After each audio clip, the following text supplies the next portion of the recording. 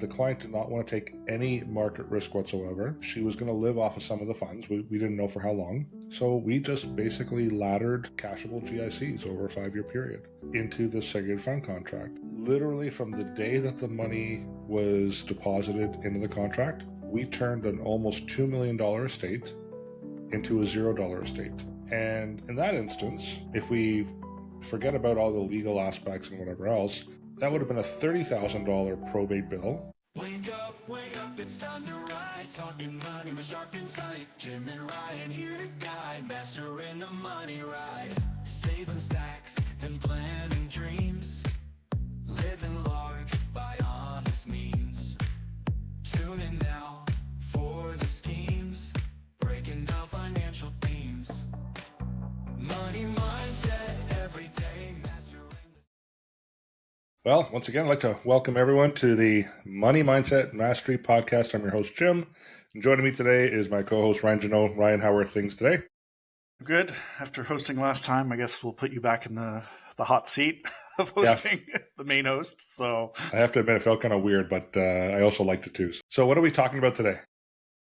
Today, we're talking about segregated funds or seg funds. So we're really giving people more of an in-depth understanding of what they are, because I would say a majority of clients that I run into have never heard of the term seg funds or segregated funds. And it comes down to, obviously, the great marketing that happens on the banking institutions of just talking about mutual funds. So I guess we'll dig deeper into kind of the differences, and that it's great for some people. For some people, it's not necessarily a great option, but just we want people to hear both sides, that the way they can make a better decision, and then come talk to us about how it can be implemented as a strategy within their own journey or plan. So if you're someone who doesn't really want to put your money into GICs, would like to potentially have the potential for a better rate of return, but you're really nervous about the markets, a segregated fund might be an option because of the guarantees behind it. If you are someone who is older, retired, and have additional assets that you'd like to pass on to your children, grandchildren from a legacy point of view, and you want to bypass the estate, a segregated fund may be an appropriate option. And if you're a business owner and you're looking to potentially protect your assets from creditors, then you might want to consider a segregated fund, right? Absolutely. Yeah. So the one thing I will say, and Ryan, again, this is something that we always say to people, is we don't think that this solution is for everybody, right? There are advisors out there that you and I both know, and we hear it all the time, where they think like this is the best thing since sliced bread. Then you have other advisors who will sit there and shoot it down and say it's the absolute worst thing you could do, right? But you and I, again, we go back to the Miyagi balance, right? There's an appropriate, an appropriate client for this solution. And we're going to talk about when it may or may not be appropriate, right? Yep. So what is the segregated fund? Why don't we start off with that? Well, segregated funds are an insurance product. So mutual funds are sold by banks. Segregated funds are sold by insurance companies. And it's a combination of investment and the insurance features that people like within the insurance, or like a life insurance policy. So it is a contract between you and the institution providing it. Again, they offer potential protection against, as you said, downturns in the market by guaranteeing a portion of the invested amount at a maturity or death. And we'll talk a little bit about what those two things mean for people depending on their situation. And I guess that kind of, for the most part, sums up what a segregated fund it is. It's essentially a mutual fund sold by an insurance company, and we called it a segregated fund.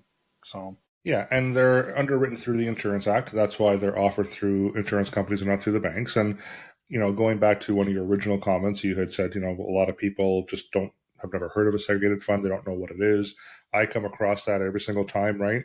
And I think one of the reasons is we've talked about in the past, with the bank, people are used to walking into a branch, at least the older generation, walking into the branch, speaking to a teller, then speaking to a personal banking officer, and they would say things like, I have some money that I'd like to invest.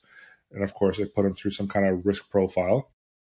And if the client comes out and says, I don't want to lose any of it, I want it to be guaranteed, and I wanted to ensure that my kids get the money, then the recommendation at the bank level has typically been, well, let's put it into a 5-year GIC because you can get the highest rate. And let's name your child as a joint owner on the GIC because when you pass away, then as a joint owner, they would automatically receive those funds and bypass the estate, which we now know is really no longer the case in most cases. And that changed back in 2018. The other thing that we've talked about that the bank will not do, or the employee at the bank wouldn't do, is say, you know what? I've heard of these great things called segregated funds, and they'll actually meet all of those requirements that you're looking for.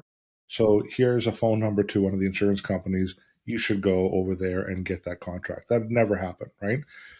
And the insurance companies, we don't really have branches, right? You don't really look at a corner and see there's a big, huge insurance company branch where you can walk in and do your insurance purchases and investments and whatever else. You're typically dealing with agents or now more virtual, right?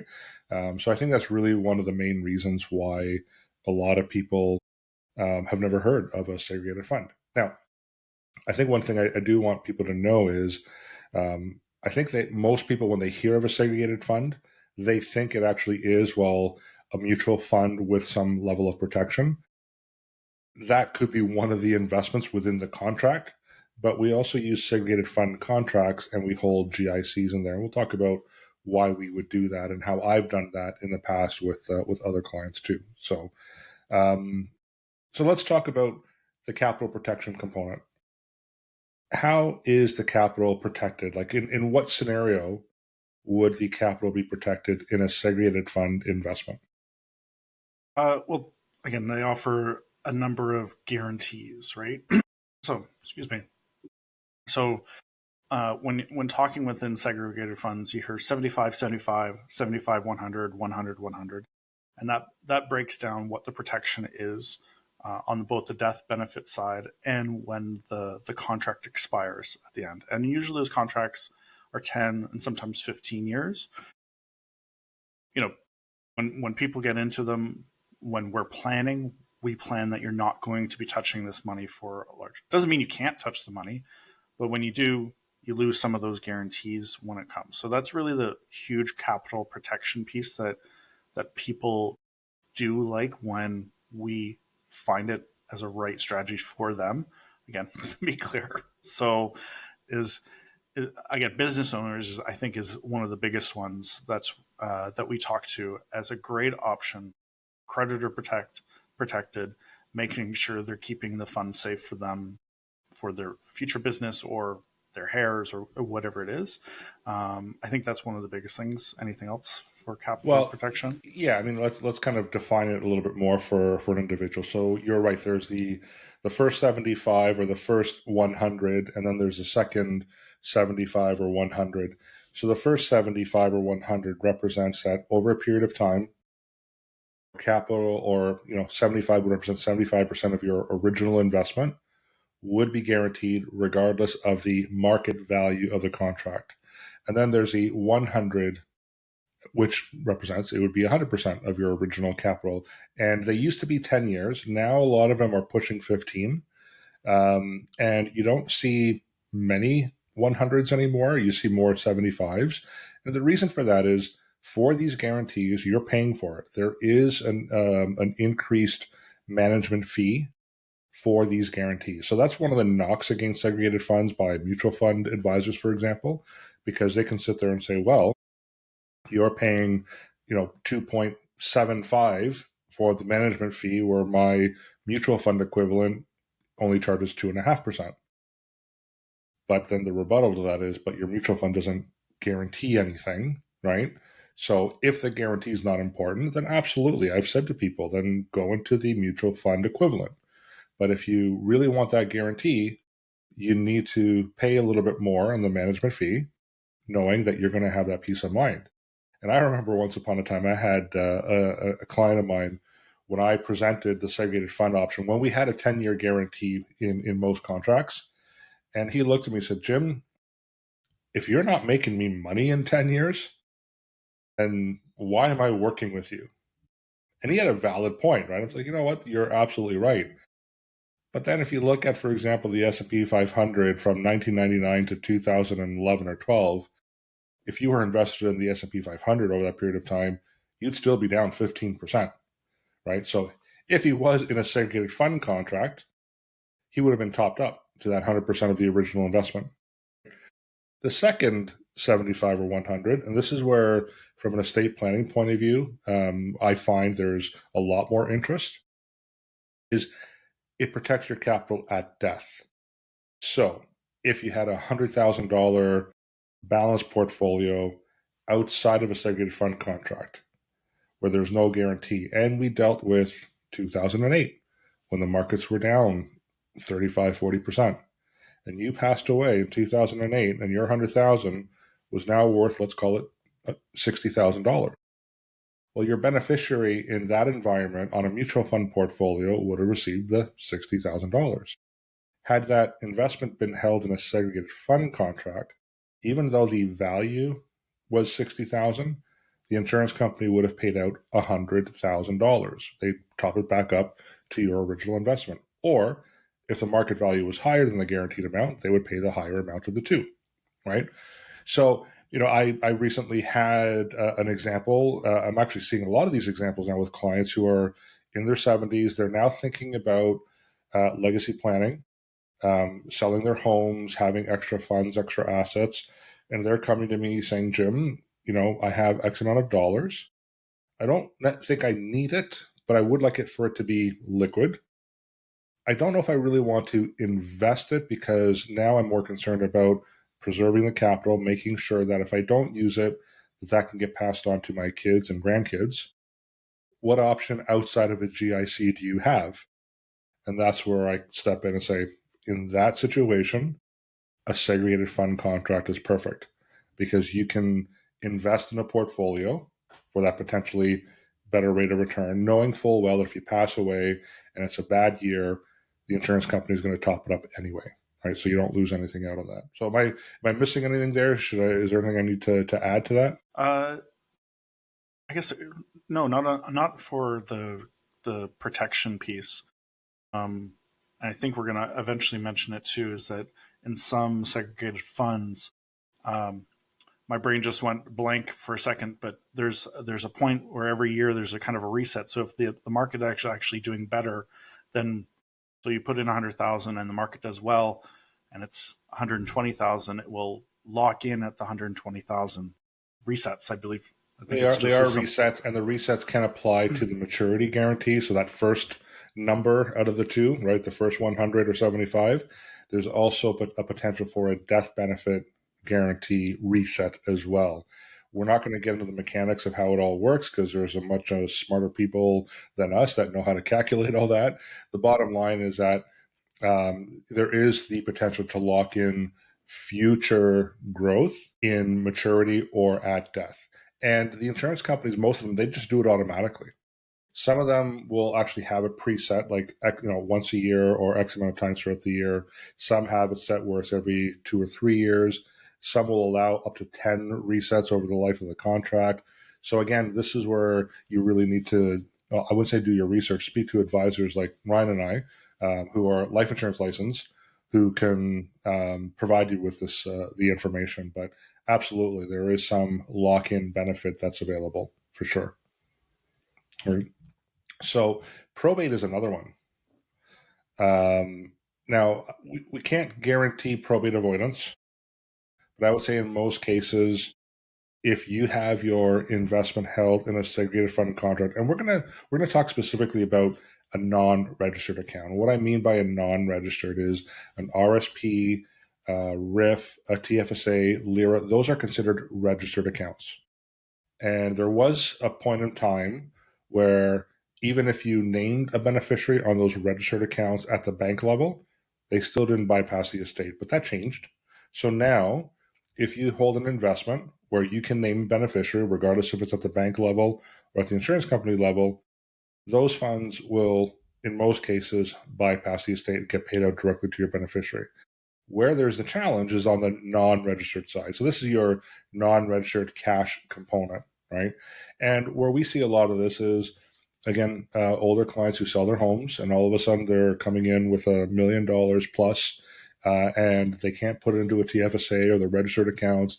It's literally exposed, and they don't really need to live off of it, or they might need some of it. But really, what their goal is, they want to pass it on again to the next generation. If you have it at an investment company or at the bank, you cannot name a beneficiary on those non-registered investments. No longer adding a joint owner guarantees that it'll bypass the estate. So what people do now is we place those investments in a segregated fund contract, because on a segregated fund contract, non-registered, you can name beneficiaries, which then bypasses the estate at death. And that's estate planning efficiency right there, right? So for anybody looking for a way to have a smoother transition from upon your passing to their loved ones, and really in the years that I've been doing it, only recently I've been really started layering in segregated funds, and on the occasions that I compare clients that upon their death and having to support their families through that, the time that it takes for people to go through the process, go through the banks, get the money at a bank level, I want to say the fastest I've ever seen is 4 months. And I've seen people go as long as 2.5 years. I'm only saying as long as 2.5 years because it's still going on 2.5 years later. But on the protection side with a segregated fund, fastest I've seen the money get transferred to the benefactors is like 5 days, 4 or 5 days. I've also seen as long as, so far, I think 10 business days, which is still, on in my experience so far, is really efficient and very quick, especially as the family is trying to gather other family members and you're dealing with all the other stuff that you're trying to deal with when somebody passes, which just takes a lot of the stress off and allows us to kind of free up and do our jobs and helping that person plan for the next stages of their life. So I don't know if you had anything else you wanted to add as far as like your history or horror stories when dealing with either solution. Well, So I think on the horror story side, I've heard other advisors who are not insurance licensed, and full disclosure, we are licensed to offer insurance solutions, but we also have referral agreements for non-insurance based products. So there isn't a bias in terms of our recommendations. It is basically based on what are your concerns and how do we try to fulfill those obligations in the best possible way. So I have seen situations where we'll call it $1 million estate, and a non-licensed advisor would say, "Well, that's only $15,000." Because 1.5% of the estate. Well, it's not just on the investment account; it's on total assets. So if you include principal residence, you include whatever other assets, it could be that much more. But it's not just the probate fee; it is the legal fees in going through the probate process. It keeps to your point, like I've seen right now, I believe in the GTA area, and we asked Sonia this question, who's a lawyer at TVH Legal. She said right now it's about 9 months to complete the probating process in the GTA. So what that means is for 9 months, everything's frozen. You really can't disperse. If you do and you're the executor and there's a shortfall, you're now financially responsible and liable for that shortfall. And the estate is open, so it's a live open record, so anyone can find out if there is an estate, who's getting what, and potentially make a claim against that estate. And I've had clients in the past who they thought, no, I have no other siblings, like this is clear, and I should be getting my money right away. And all of a sudden, some a relative that they thought had passed away, is all of a sudden staking a claim on the estate. And I've seen that happen. And it's delayed it further by another 2 or 3 months until they resolve it. And even though ultimately there was no right to the estate, it still further delayed things, right? Now, on the flip side, I know you'd said that 5 business days, 10 business days, like usually as long as you receive, the insurance company receives the death certificate and the claimant statement within 5 to 10 business days, on average, is when they will disperse the funds. Now, I'm currently dealing with a claim that's taken longer. Part of it is because there are multiple beneficiaries, I believe like over a dozen. Some are outside of the country. It's a large sum. So it is taking longer than normal, but I would say in most cases, depending on the account size and the insurance company you're dealing with and the level or the amount of beneficiaries associated with the claim, you're right, about 5 to 10 business days. It's fairly quick, right? And something that you kind of touched upon, but I wanted to add too, which is, you know, when it comes to the passing of somebody, often everything is public for people can see. So, especially in the reading of a will, this is another really big estate planning benefit, which is the confidentiality of it. So, upon the passing, when you assign beneficiaries, the information is confident, so it's withheld from the total estate as a whole. So again, situations that people set up for these is, often you have, one or two kids or somebody else that you want to give money to without the rest of the family knowing about.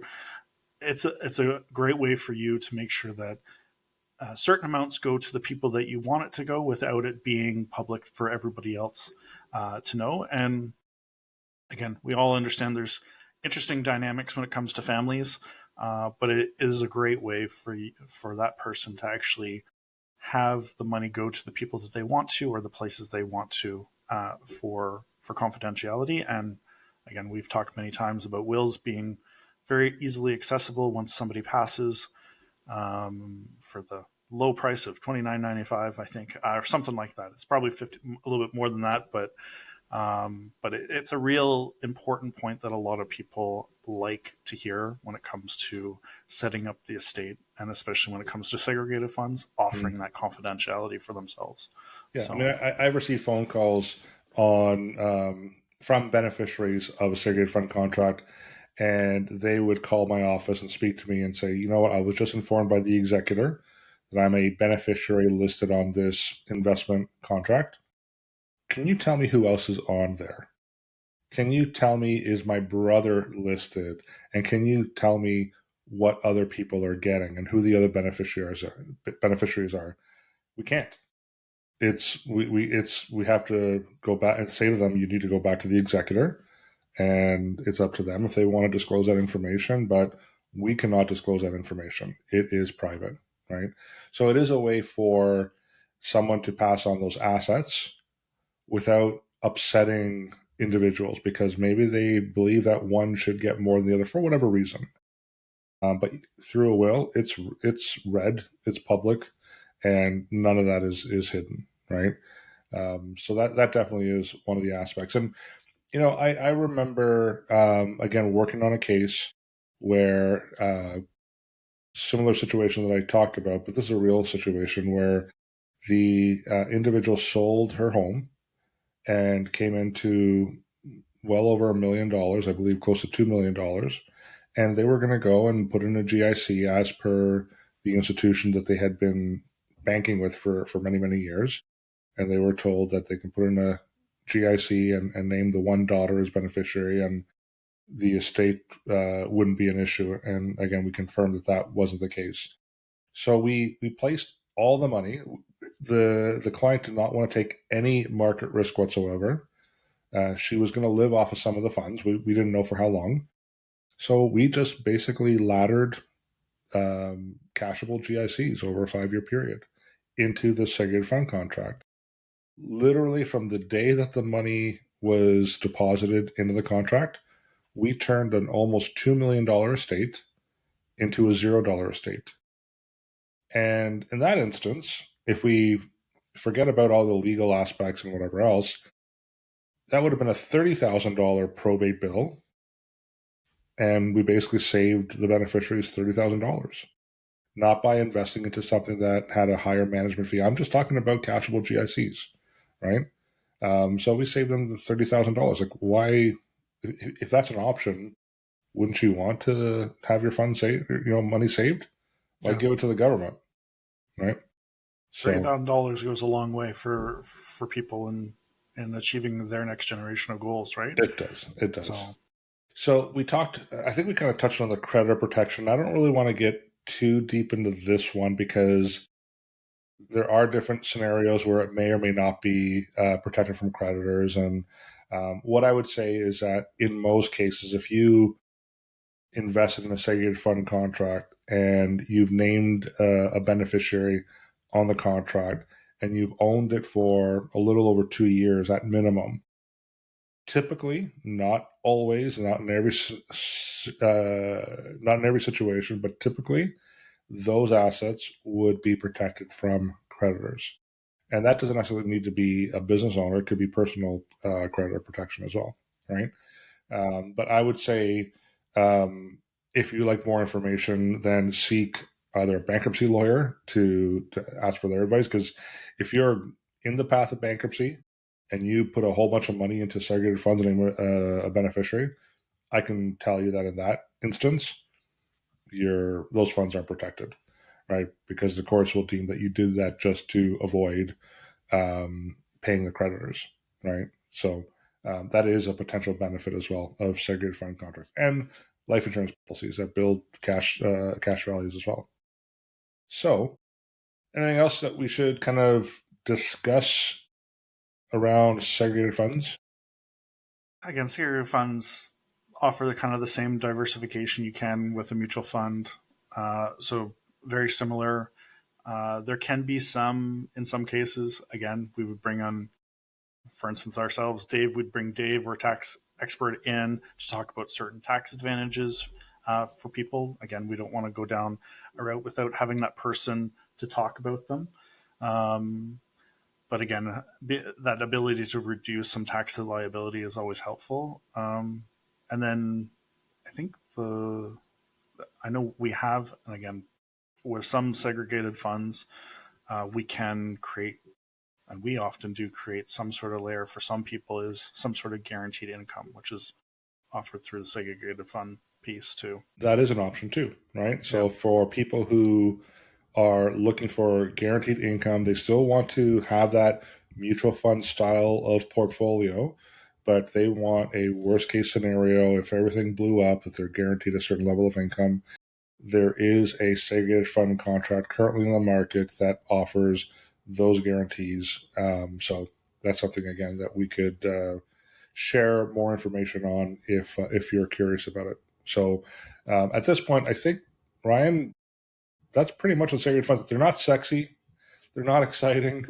We're not here going to flash and say, yeah, they're the greatest things out there. They are great for certain situations. There's nothing else that compares. But are they for everybody? Absolutely not. However, what I would encourage you to do if you are sitting with someone at the bank and they're talking poorly about segregated funds, if you're dealing with someone who is just strictly mutual fund licensed, who is not registered to offer segregated funds, asking the questions. Do I get credit protection if it's important to you? Do I get some kind of maturity guarantee? Is there some kind of death benefit guarantee? I will say that death benefit guarantee is probably one of the most important guarantees because I referenced 2008, but man, do we have so many examples. This year is a wonderful year, as an example, right, with all the volatility in the market.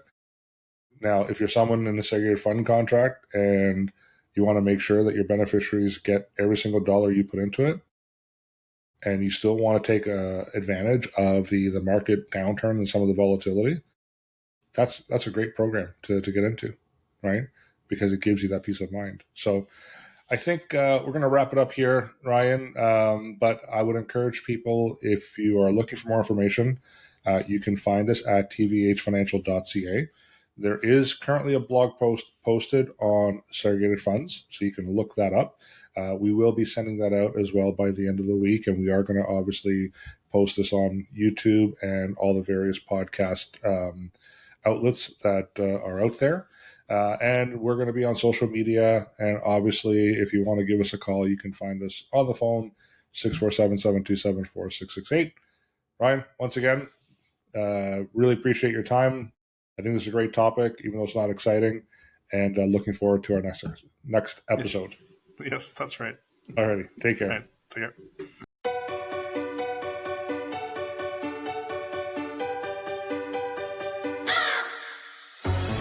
Why is it me? Why am I a guy? I still buy low, we still sell.